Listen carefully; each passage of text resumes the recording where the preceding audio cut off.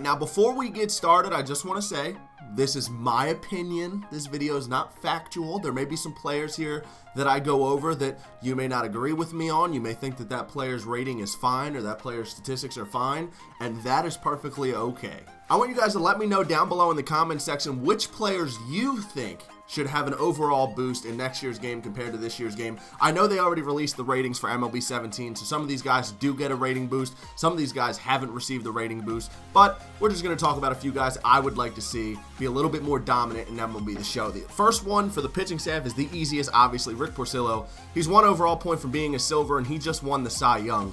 We need to get his stats up. The next starter for me is Jose Quintana.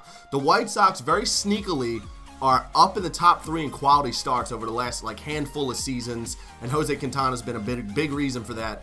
He's a quality start machine. The next one for me in the middle of my rotation is going to be Carlos Martinez. Now, he hasn't been around too long, so I understand them taking a while to get his ratings up, and his silver card in this game is actually very good, but I think he has a gold, maybe even a diamond future on MLB. The next man we're going to talk about is Danny Duffy, the USA starting pitcher. He's an 83 overall silver. He used to be a relief pitcher. He has electric stuff, and just like Carlos Martinez, he's actually very usable in this game. But again, I think he has a gold or potentially diamond future ahead of him. Probably just the gold, though. Probably won't get to that diamond status. Now, the catcher that I want to talk about here is Evan Gattis. Evan Gattis has decent stats on here, 81 overall. I don't think he should be a diamond or anything, but his power absolutely needs to be up. Over the last 3 seasons, he's hit over 70 home runs. We got to get his power numbers up. The next guy, Salvador Perez, his defense is strong as it should be, but again, his hitting numbers need to be a little bit higher. He's better than that. And then a sneaky catcher that did not make the team, but a guy I want to talk about, JT Realmuto, had a great season hitting the ball for the Marlins this year. I think he's going to be a very solid catcher for a long time in this league. Look to see his contact numbers going up. Now, this one may be a little bit of a surprise. How do you have a diamond player on there? How could a diamond player be underrated? I personally think Anthony Rizzo is one of the best 4 to 6 hitters in the entire league. He does have the 95 power against righties, but I think both of his contacts should be up in the 80s, and I even think his power against lefties should at least be in that 70 to 75 range. Rizzo is one of the best hitters in all of baseball, period. He should not just be boosted up in one particular category, which is power against righties. On to second base, it's going to be my man Josh Harrison, utility guy, playing for Team USA. Contact numbers could be a little higher, but the biggest thing for me is that speed. Josh Harrison's speed is so underrated. You cannot tell me he is a 67 speed the way he runs the bases. Third base, as we already know, Kyle Seager has been upgraded to a diamond for MLB 17, so I'm excited to play with that card. The other third baseman I want to talk about, Todd Frazier. They did give him a gold upgrade in this game this year, but the stats were barely any different. He has very good power numbers, which I think should stay the same. I don't think they should be any higher than they are, but his defense is not mid-60s. He plays defense a lot better than that. And then Jose Peraza, hitting numbers are garbage. He had a great season for Cincy. Expect to see him have another big season this year for the Reds. Very young, up-and-coming player. Those numbers will be progressively going up throughout the year, I hope. And then a guy I talk about a lot on Twitter, Gregory Polanco. This guy is always underrated on this game. His young career so far, only 24, but his hitting stats are so bad. This guy rakes. He's like 12. I think he finished the World Baseball Classic 12 for 19 or something like that. Absolute stud. Another guy, Adam Jones, my center fielder in this video. He does hit righties well on MLB, but his hitting stats all around, they should just be higher. Same thing with Gattis. Adam Jones has hit over 80 home runs in the last 3 years. You're trying to tell me his power against righties is 79 and his power against lefties is in the 50s? No way. I understand his defense is really, really good, and boosting up his hitting stats may make him an OP card, but maybe he deserves it because the numbers are there. I also think that 63 speed is a little bit low, but maybe we're asking for too much. Hunter Renfroe, this card, obviously, it shouldn't be higher yet. He only has about a month of baseball, but look for Hunter Renfroe to be a big bust-out candidate this season. I think he's going to have a huge year for the Padres and put himself on the map as one of the best outfielders in the National League. He has a sweet swing. Get used to him. But we're going to jump into a game, and we are heavily outmatched. It's going to be Rick Porcello against Clayton Kershaw. He's got Beltran, Mookie, Ellsbury, A-Rod, Maurer, Tulo, Ted Williams, and Ichiro in the 9-hole. So we have our work cut out for us, guys, big time. We're going to start this game off with a ground ball out in front of Evan Gattis in front of the plate, though. So we get one out to start it off. Next man up, Mookie Betts in an 0-1 count. Going to work the ball in on his hands. And Evan Gattis can't seem to make a play on that ball. That's a great pitch. Jammed him. Got him to swing late. Didn't quite make the out though. Then we're going to go back to the off speed, down in the dirt, trying to get him to go fishing. We hung it out over the middle of the plate, but he's going to punch it to third base. Kyle Seager's going to take care of that one. We have 2 down now. 0-2 count to Jacoby Ellsbury, and we get him to go down looking. That wasn't a strike. I didn't try and flip the screen too fast, but that definitely was not a strike. We got the call in the corner. Doesn't happen to me very often. Our turn to hit now in the first. Our Anthony Rizzo is going to hit a warning track shot to the bullpen. We came real close to getting the lefty-lefty dinger to start it off in the first, but not quite. Next man up, Adam Jones with 2 outs, and he's going to hit a deep fly ball out to right field. That's going to go into the bullpen on a hop, ground rule double. So now we have a runner in score position for Evan Gattis, but he's going to get that nasty Clayton Kershaw ground ball. He's going to punch it to third base. Third baseman bobbled it, Alex Rodriguez, but Gattis, too slow. He gets him at first base. Threatening in the first inning, but we don't get anything to show for it. His turn to hit now. We're going to skip into the fourth. Carlos Beltran hits a hard line drive foul down the first baseline, and then we're going to try and bury a changeup down, threw that out over the plate, and hits a base hit out to right field. So now he's got the 90-speed Carlos Beltran on first base. Mookie Betts coming up, and we're going to try and throw him out. He tried to steal, but Gattis gets to throw up. Oh, we had him, but Gattis didn't throw it in the right spot. Now he's got a runner in scoring position. We get Mookie to go down looking.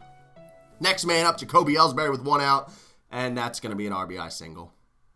Jacoby Ellsbury with the base knock back up the middle. What can you expect with all these diamonds in the lineup? It's going to be hard to compete with an 85 overall pitcher out there.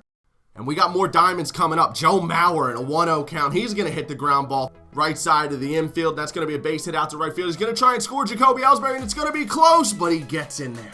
Safe by half a step, he scores his 2nd run of the inning, and he's got another runner in scoring position for Tulo. We hung a curveball, but thankfully he was underneath of it. That'll be a routine fly ball out to Adam Jones in center field. He squeezes. Now we're going to skip into the 5th inning. It's his turn to hit still. We have yet to do anything damaging, and Ted Williams.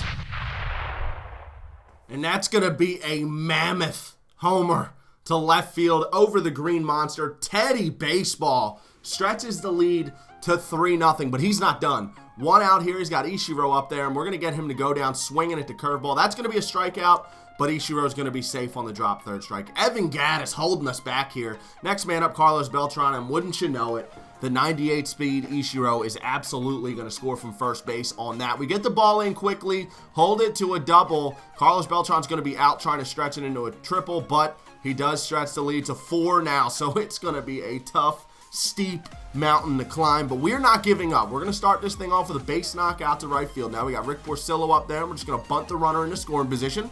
Trying to at least get 1 run here in this inning. Cut the lead down. We have a couple outs to work with. We have about 4 or 5 innings left. And Addison Russell, next man up, hits a ground ball back up the middle. Hits that ball hard enough, and it's an RBI single out the center field, but he did not hit it hard. That's going to bring up Anthony Rizzo, but Anthony Rizzo does exactly what Addison Russell was trying to do. He gets the hard base hit back up the middle. That'll be an RBI single, cutting the lead down to 3. Next man up, Adam Jones. We're not done here. We're rallying. He gets the base knock out to left field, and that's going to push the runner up into scoring position. Rizzo's on 2nd. Evan Gattis once again comes up with an RBI opportunity, and once again, Evan Gattis hits the routine ground ball. We have taken the hit lead 7-6, but we're still down 4-1. This lineup is tough to deal with. Ichiro up once again, starts it off with a single back up the middle, and that's going to put the 98 speed on first base once again for Carlos Beltran. Thankfully, we at least have 2 outs, but does it really matter? That's a no-doubter, towering bomb, almost got out of the stadium, and that's going to stretch the lead to 5. We're down 6-1. We're running out of chances here. We got 3 innings left, but Jose Peraza's not going down without a fight. That's an opposite field blast off Pesky's pole.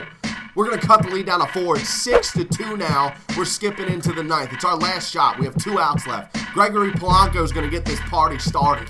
It looked like it was gone off the bat, but it's going to bounce off the top of the wall. That's the kind of breaks we get in this game. Polanco's going to make his way into second base with a double, and then the next man up, Peraza, once again, similar to Addison Russell a few innings ago. Hits the ground ball back up the middle. That'll move the runner to 3rd. Now we're down to our last out, guys. It's looking bleak. We're going to bring Salvador Perez off the bench. And on the first pitch from Dylan Betances, Salvador Perez, that's no doubt, over the show sign, over the monster, gone onto the railroad tracks. That's going to cut the lead down to 2, and Addison Russell comes up and gets a base hit. So we are in this. The tying run is coming to the plate. It's Anthony Rizzo. So he's going to bring the lefty in out of the bullpen. And we get a good slider to hit there, but we missed it. 0-1 count now to Rizzo. We're going to try and work it here. We need a base hit. Get the runner in scoring position. Get the game-winning run to the plate. We're going to take the next pitch. It's going to run it to a 1-1 count. And then we take a nice changeup there on the outside corner. A pitch I usually have a hard time laying off of. We got the 2-1 count, and we were dead red on a fastball. He parried a slider. So now the count's 2-2. Looking for that fastball again. And he threw a nice changeup.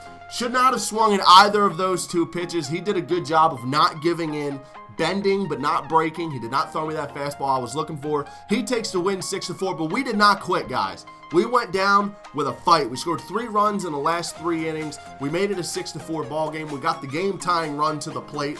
And that one was fun, but we took the L nonetheless. I hope you enjoyed, guys. Subscribe if you are new. Hit that like button if you want to see some more. Can't wait for MLB 17. I hope you enjoyed. It's Top Shelf, and I'm out. Yeah, that's it for this pack. That's kind of disappointing. I think I saw Derek Jeter there. Look at that.